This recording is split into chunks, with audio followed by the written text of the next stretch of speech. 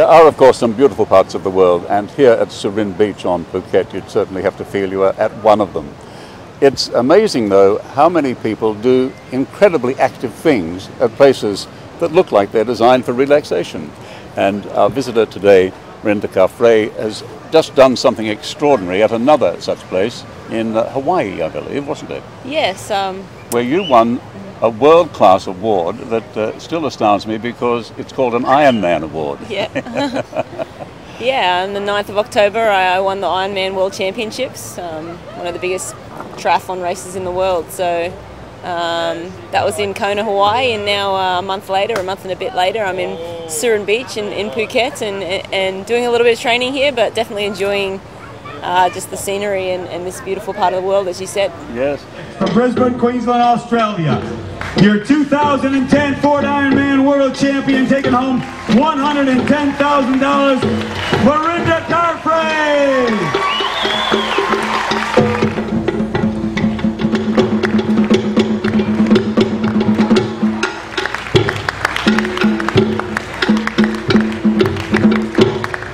So you don't mind people being somewhat surprised that a young, perfectly feminine woman is an Ironman, do you? Not at all. I guess in my world it's just accepted. It's just Ironman. Yeah. Ironman is triathlon, and Ironman is a brand. It's not, there's no Iron Man or Iron Woman. Right.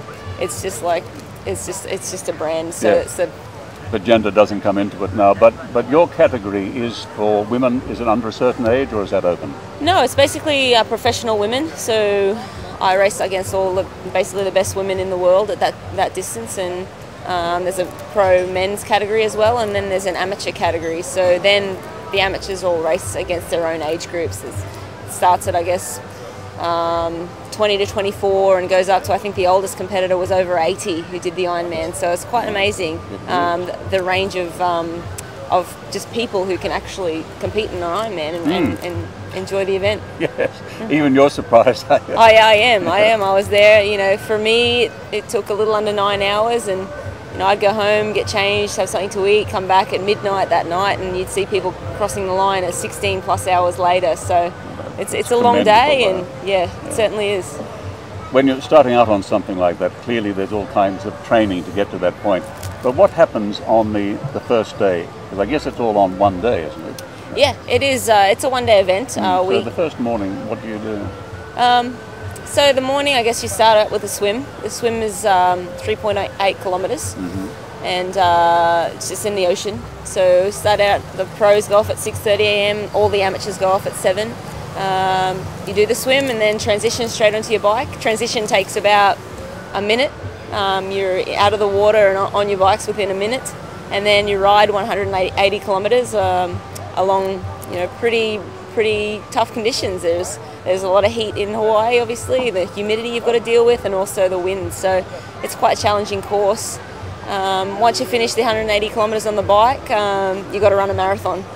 So transition into your running gear and off you go, marathon, and you're running in the heat of the day. I think that's the thing that makes the Ironman the Ironman, especially in Hawaii, it's a long event, but it's also very hot and humid and windy, and it's an amazing event. You need to contend with making sure you're getting in enough fluids. You need to keep your core body temperature down. Anytime the heat starts to raise, it gets tough on the body. So you're racing for a long time, your body's heating up naturally, and then as the day goes on, the weather heats up as well. So you can easily overheat, you can dehydrate, not have enough salts, and then on top of that, you throw in the crazy winds that they get down there. So I know pro athletes that were blown off their bike in Hawaii this year. So some crazy winds. It's an Ironman. It's not supposed to be easy. So I think that's why we do it. We go to Kona and we want to race that race because it is a challenge, and it is, for a lot of the time you're just happy to get to the finish line.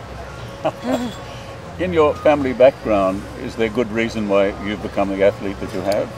Not really, to be honest. I grew up playing basketball. I played basketball for around 11 years and grew up in a big family on a farm. I guess I had a pretty active childhood. Played a lot of sports in Australia, south of Brisbane.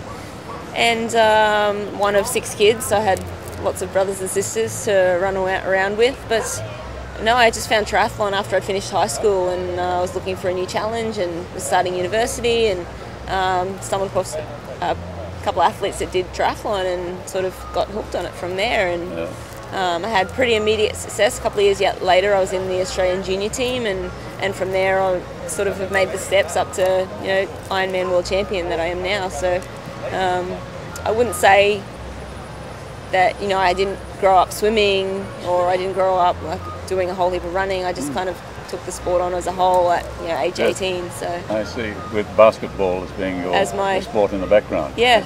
Had you taken that to a high level too?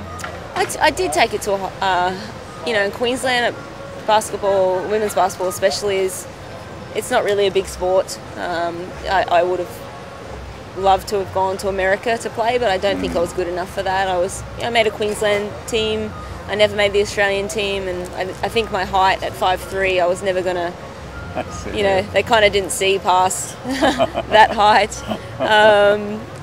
But yeah, no, I definitely just think triathlon was... But getting into the triathlon and Ironman type of competition, you're going from a team sport, basketball, to what sounds to me like a very individualistic sport. Yeah. Is that the case? Well, definitely. Triathlon is individual, and I think after so many years of being in a team, I was always that player that did the extra individual sessions with the coach. If there was any optional sessions, I would always do it. I'd do a little bit of training in the off season to make sure I was ready, fit and ready for the upcoming season.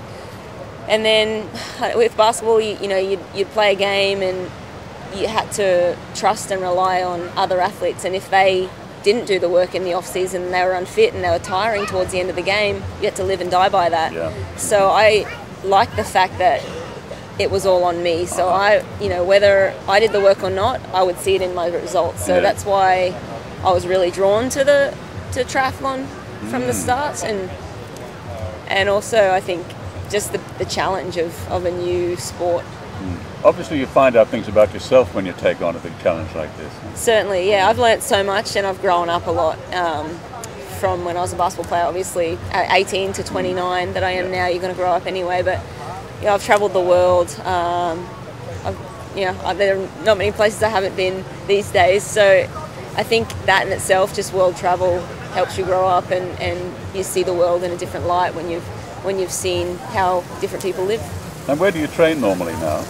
Now I spend most of the year in Boulder, Colorado, up at altitude, I guess. I spend probably around 8 months there, and then the rest of the time in Noosa, Australia. That's sort of my training base in Australia. So very nice. Best of both worlds. I kind of follow the endless summer, which is pretty cool.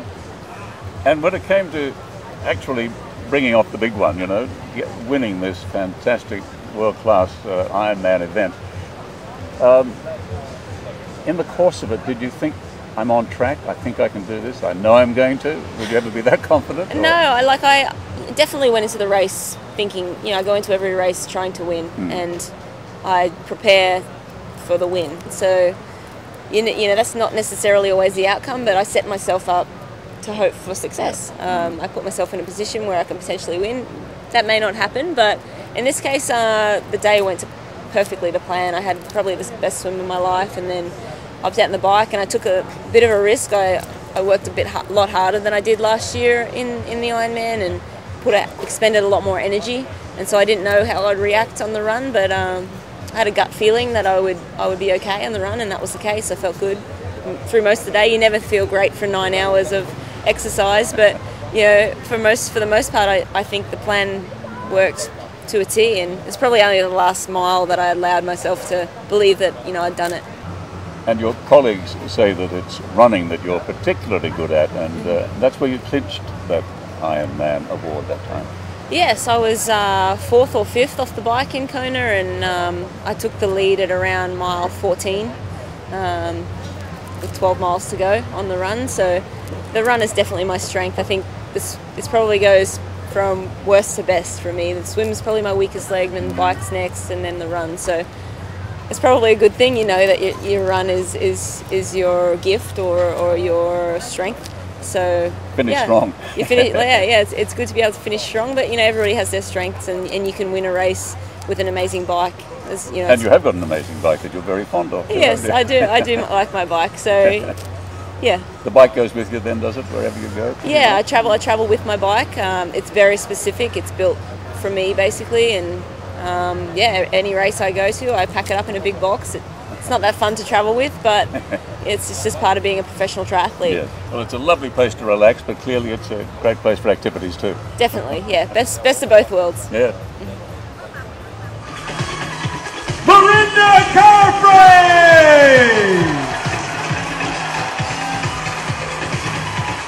Look at the smile on her face. Come on, keep it going.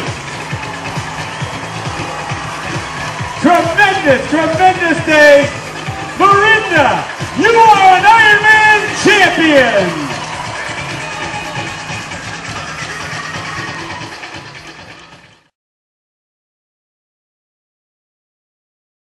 To view more of my videos or to contact me about perhaps participating in your projects, please visit rodmcneil.tv.